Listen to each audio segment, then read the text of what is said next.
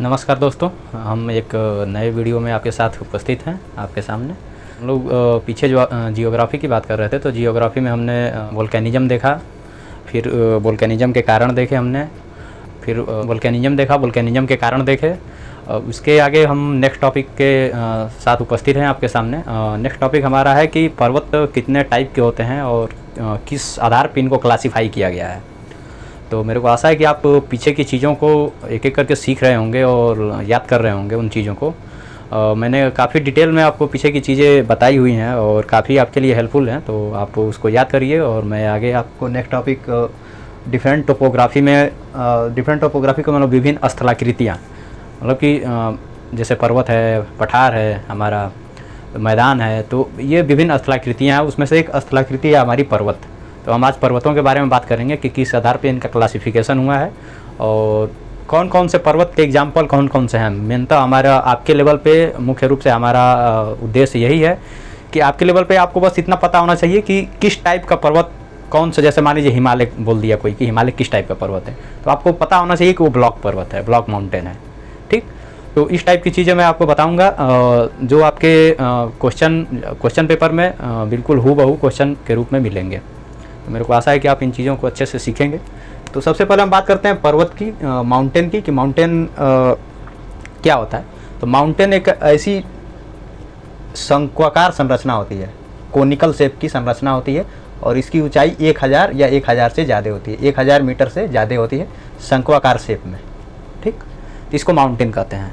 अब माउंटेन की जो उत्पत्ति है, उत्पत्ति के आधार पर इसको 4 भागों में बांटा गया है। इसको मेन रूप से 4 भागों में उसकी उत्पत्ति के आधार पर क्लासिफाई किया गया है कि इसकी उत्पत्ति हुई कैसे आखिर। तो कई थ्योरी है, उन थियोरी के आधार पर इनको 4 भागों में बांटा गया है। उसमें से नाम है block mountain, residual mountain, accumulated mountain, fold mountain. इसको हमने हिंदी में भी दिया है, ब्लॉक पर्वत, अवशिष्ट पर्वत, संचित पर्वत, बलित पर्वत। अब क्या है, इन दोनों के कुछ, ये दोनों मेनतः पेपरों में पूछे जाते हैं, इसलिए मैंने इनके एग्जाम्पल भी दे रखे हैं आपको सामने। तो सबसे पहले हम बात करते हैं ब्लॉक माउंटेन की। ब्लॉक माउंटेन होता क्या है। तो ब्लॉक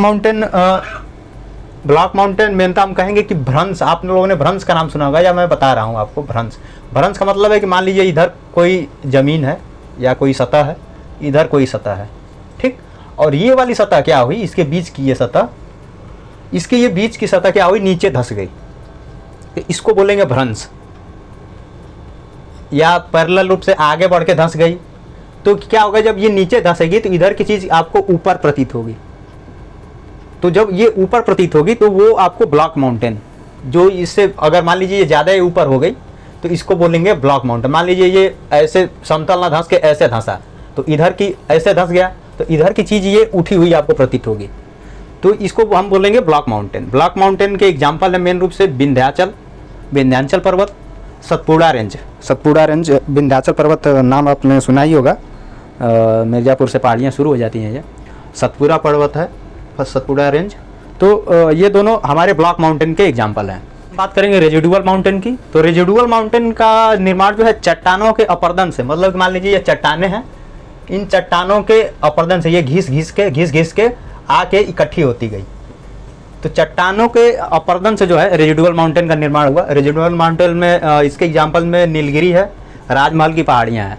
तो ये इनकी सामान्यतः इनकी हाइट जो है ब्लॉक माउंटेन से कम होती है, मतलब इनकी हाइट जो है ये ब्लॉक माउंटेन की तुलना में कम पाई जाती है। नीलगिरी की पहाड़ियाँ हो गई, राजमहल की पहाड़ियाँ हो गई, ये जो है रेजिडुअल माउंटेन के एग्जाम्पल है।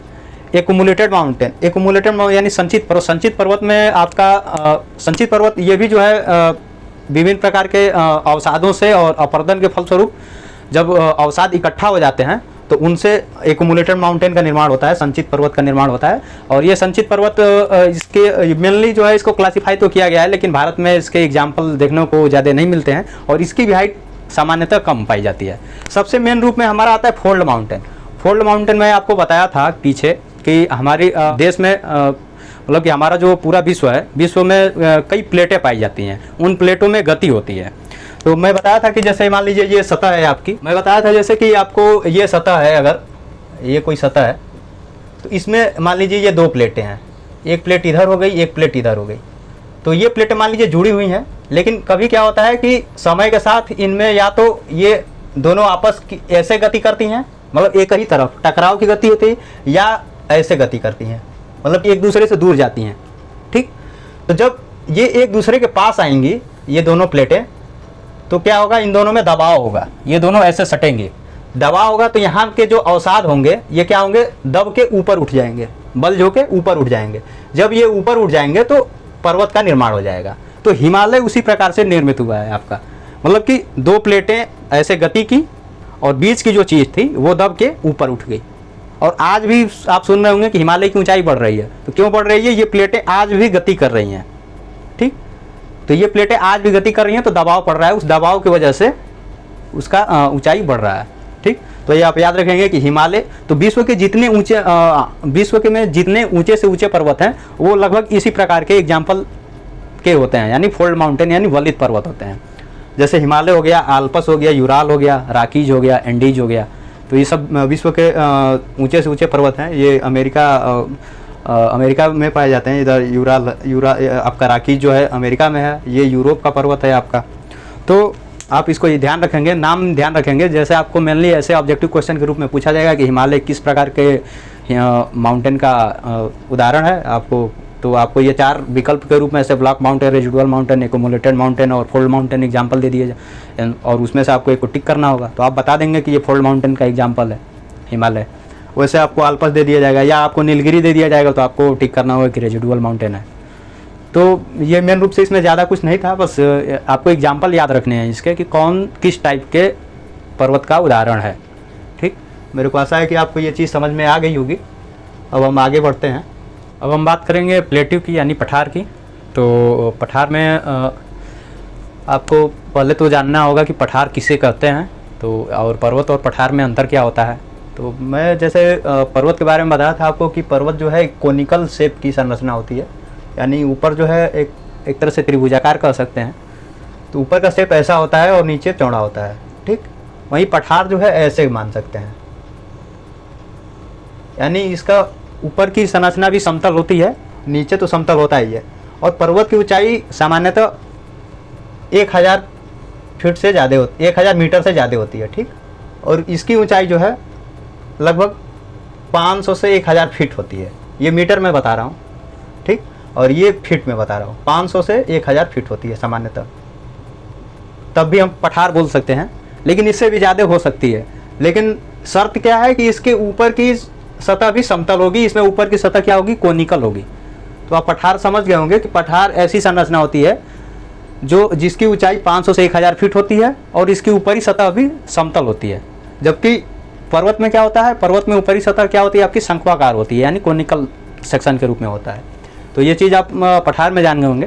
और मेन रूप से आपको 2 एग्जाम्पल याद रखने हैं और उनकी ऊंचाई याद रख लेनी है। जैसे आप तिब्बत के पठार के रूप में जानते होंगे, जो जैसे अगर ये इधर अगर भारत का इधर नक्शा बना लेंगे तो यहाँ पे कहीं हिमालय है, ऐसे हिमालय की चोटियाँ हैं, और हिमालय के बाद इधर जो है यहाँ पे तिब्बत का पठार है।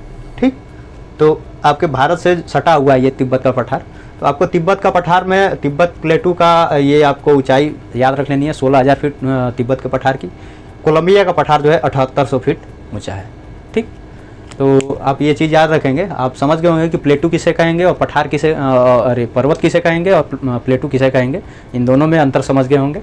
अब हम आगे डिफरेंट टोपोग्राफी में हमने 2 टोपोग्राफी पढ़ ली, मतलब कि माउंटेन पढ़ लिया हमने, प्लेटू पढ़ लिया। अब हम बात करेंगे मैदान यानी लैंड की।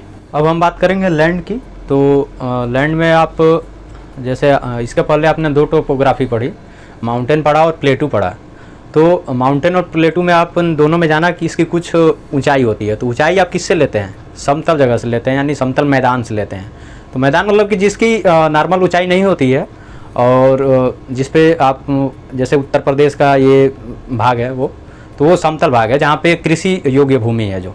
ठीक, तो जो कृषि योग्य भूमि है उसको हम लैंड के अंतर्गत रखते हैं। और इसका निर्माण कैसे होता है, इसका निर्माण जो हुआ है, मतलब कि आप अगर अपने भूतकाल में जाएंगे, अतीत में जाएंगे, तो ये कृषि योग्य भूमि पहले ऐसी नहीं थी। पहले यहाँ पे सागर था, यानी दलदली वाला क्षेत्र था। और जो पर्वत और पठार हैं उनके ही कटाव से उनको धीरे धीरे अपर्दित होते हुए, यानी उनका धीरे धीरे क्षरण होता गया, और वो आके इस, जैसे मान लीजिए ये ऊंचाई है, यहाँ पे पर्वत है मान लीजिए कोई, ठीक, और यहाँ पे ऐसे खाई है, यहाँ पे अगर यहाँ पे पानी है, ठीक, यही पर्वत है, यहाँ से धीरे धीरे इसका क्षरण होता गया, ऐसे कटाव होता गया, और ये सब चीज़ें आके यहाँ पे जमा होती गई, जमा होके क्या हो गया, भर गया ये, ठीक।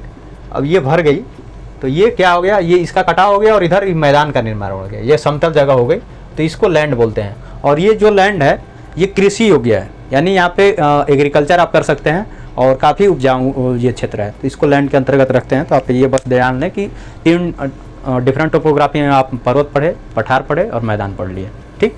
अब हम बात करेंगे ग्रास लैंड की। लैंड में ही ग्रास लैंड आप पढ़ेंगे, यानी घास भूमियाँ।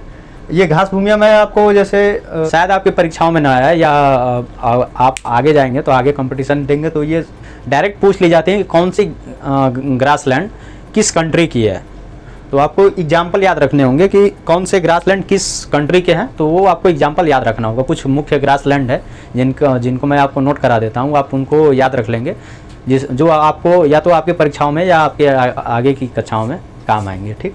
तो उष्णकटिबंधीय घास भूमियाँ, मतलब ये ट्रॉपिकल रीजन के, मैं आपको जब रीजन बताया था तो मैं बताया था कि मान लीजिए ये अर्थ है, तो इसको 2 भागों में बांटा गया है, नॉर्थ हेमिस्फीयर और साउथ हेमिस्फीयर। तो ये हो गया नॉर्थ और साउथ, ठीक।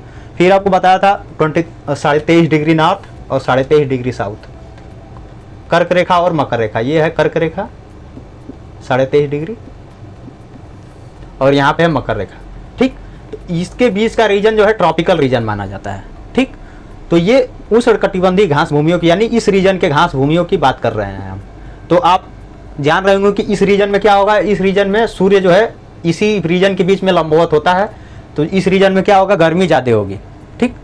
यानी ट्रॉपिकल रीजन में गर्मी ज़्यादा पाई जाएगी और यहाँ पे ह्यूमिडिटी ज़्यादा होगी। ह्यूमिडिटी का मतलब आर्द्रता, यानी मौसम में हवा में नमी ज़्यादा होगी, ठीक। तो इस टाइप की घास भूमियाँ कौन कौन सी हैं वो आपको याद रखना होगा। जैसे सवाना है, ये अफ्रीका की घास भूमि है, ठीक।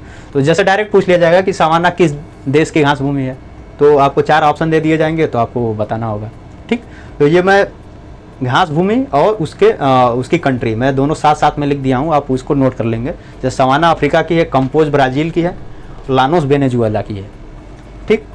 अब मैं बता रहा हूँ शीतोष्ण कटिबंधीय घास भूमि है। शीतोष्ण कटिबंध का मतलब ये 66.5 डिग्री तक, मतलब 23.5 से 66.5, और इधर नॉर्थ में और साउथ में 23.5 से 66.5। इन दोनों के जो बीच की घास भूमियाँ जो हैं उसको हम शीतोष्ण कटिबंधीय घास भूमियाँ कहते हैं, ठीक। इसमें कौन कौन सी आएगी, तो प्रेयरी यूएसए की है, पंपास ये अर्जेंटीना की है, स्टेपी एशिया की है, और वेल्ड ये साउथ अफ्रीका की है। तो ये आप याद रख लेंगे कि शीतोष्ण कटिबंधीय घास भूमिया में कौन कौन से ग्रास लैंड किस किस कंट्री में पाई जाती है, किस कंट्री में कौन सी ग्रास लैंड पाई जाती है, उसका आप ये एग्जाम्पल याद रख लेंगे, आप इसको नोट कर लेंगे, ठीक। तो मैंने इतनी बातें कर ली, अब आगे बढ़ते हैं हम, इसको आप नोट करके याद रखेंगे। अभी तक हम लोगों ने डिफरेंट टोपोग्राफी के बारे में बात किया, उसमें हमने माउंटेन देखा, प्लेटू देखा और लैंड देखा। अब हम बात करेंगे कॉन्टिनेंट की, यानी महाद्वीप की, ठीक। अब आप समझेंगे कि महाद्वीप किसे कहते हैं। तो मैं सबसे पहले बता दूं कि महाद्वीप जो है हमारे विश्व में लैंड की सबसे बड़ी यूनिट है। अभी इसको आप मैं सरल भाषा में बता रहा हूँ। जैसे मान लीजिए कि ये आपकी पूरी पृथ्वी है, ठीक। तो आप अपने देश में मान लीजिए ये आपकी भूमध्य रेखा है, ठीक। आप यहाँ पे भारत है कहीं पे, इस भारत में आप एक स्टेट में रहते हैं। एक स्टेट में मतलब कि भारत एक देश है, उसमें आप एक प्रदेश के किसी ज़िले के किसी गांव में रहते हैं, तो गांव एक इकाई है। उसी प्रकार आपका स्टेट एक इकाई है, तो स्टेट उससे जिला, मान लीजिए स्टेट यानी आपका प्रदेश उससे बड़ी इकाई हो गई, प्रदेश से बड़ा देश एक इकाई हो गई, अब देश से बड़ा ये कई देशों का मतलब समूह को एक कॉन्टिनेंट बोलते हैं, यानी सबसे बड़ी इकाई कॉन्टिनेंट है, ठीक। जैसे एक देश है कई प्रदेशों का समूह है, एक प्रदेश जो है कई जिलों का समूह है, और एक ज़िले में कई गांव हैं, तो यूनिट कह सकते हैं आप। तो ये सबसे बड़ी यूनिट है, यानी ये कई देशों का समूह है कॉन्टिनेंट। एक कॉन्टिनेंट में कई देश हो सकते हैं, ठीक। अलग अलग कॉन्टिनेंट में अलग अलग नंबर ऑफ कंट्री हैं, ठीक। तो आप समझ गए होंगे कि महाद्वीप किसे कहते हैं, यानी भूभाग, यानी पृथ्वी के भूभाग की सबसे बड़ी इकाई को हम महाद्वीप यानी कॉन्टिनेंट बोलेंगे, ठीक। अब इसके टोटल सात यानी हमारे पूरे पृथ्वी पे 7 कॉन्टिनेंट यानी 7 कॉन्टिनेंट में इसको डिवाइड किया गया है, ठीक। उसके नंबर आप याद रख लेंगे, Asia, Europe, north America, south America, Africa, Australia, Antarctica. ठीक, ये आपको टोटल नंबर याद होने चाहिए कि कितने, यानी टोटल 7 नंबर्स ऑफ कॉन्टिनेंट हैं और कौन कौन से नाम है ये याद रखने चाहिए। ठीक, अब इसके अलग अलग कॉन्टिनेंट के अलग अलग विशेषताएं हैं, अलग अलग उनके कैरेक्टर्स हैं, किसमें कितने देश हैं, वो किधर नॉर्थ हेमिस्फीयर में पड़ता है या साउथ हेमिस्फीयर में पड़ता है, वहाँ पे कौन कौन से पर्वत पाए जाते हैं, कौन कौन से पठार पाए जाते हैं, कितनी समुद्र मतलब कि कितनी गहराई वहाँ पे है। तो ये सब चीज़ें डिफरेंट टाइप की चीज़ है, उसको हम नेक्स्ट लेक्चर में हम आपको बताएंगे। तब तक के लिए आप इतना याद रखें और पीछे की जो डिफरेंट टोपोग्राफी आपको बताई गई है उसको याद रखेंगे। मिलते हैं हम अगले वीडियो में, और मेरे को आशा है कि आप ये पीछे की चीज़ों को याद करते हुए चलेंगे, तभी आपको आगे की चीज़ें अच्छे से समझ में आएंगी और आप पेपर में भी अच्छा कर पाएंगे। ठीक है, तो आज बस इतना ही। नमस्कार।